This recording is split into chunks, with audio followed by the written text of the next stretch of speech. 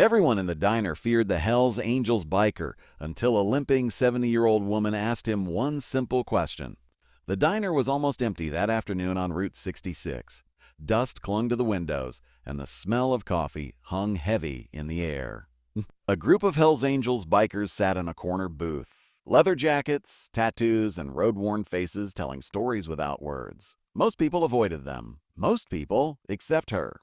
She stood there thin and shaking, one leg dragging slightly as she took careful steps forward. Her gray hair was tied neatly, her coat old but clean. When she reached the biker with the silver beard and weathered eyes, she spoke again. "Can't I sit with you, son? Just for a moment." The diner went silent.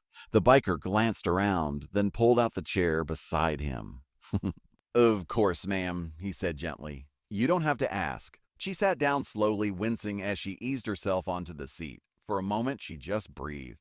Then her eyes filled with tears. "Well, I haven't spoken to anyone all day," she whispered. "Oh, my husband used to bring me here before the accident." The biker nodded, listening. No judgment, no rush. "He was a truck driver," she continued. "A good man. After he passed, the house got quiet." Too quiet. Today was his birthday. One of the younger bikers slid a napkin toward her. Another quietly paid the waitress and asked for pie. The old woman looked around, surprised. People see your jackets," she said softly, "and they get scared. But no one's looked at me like this in years." The silver-bearded biker smiled.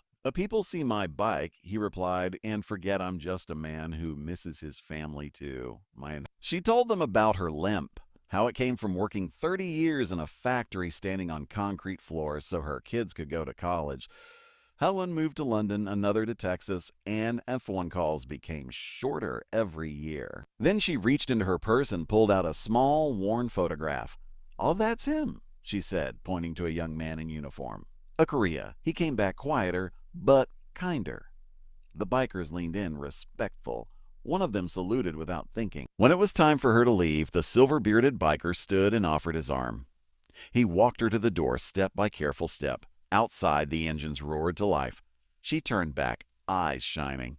"A thank you," she said. "You gave me my husband back for a little while." As the bikers rode off, the waitress shook her head, wiping her eyes.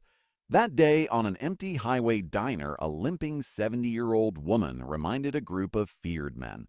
And to everyone watching, that kindness doesn't wear a uniform, and sometimes it rides a motorcycle.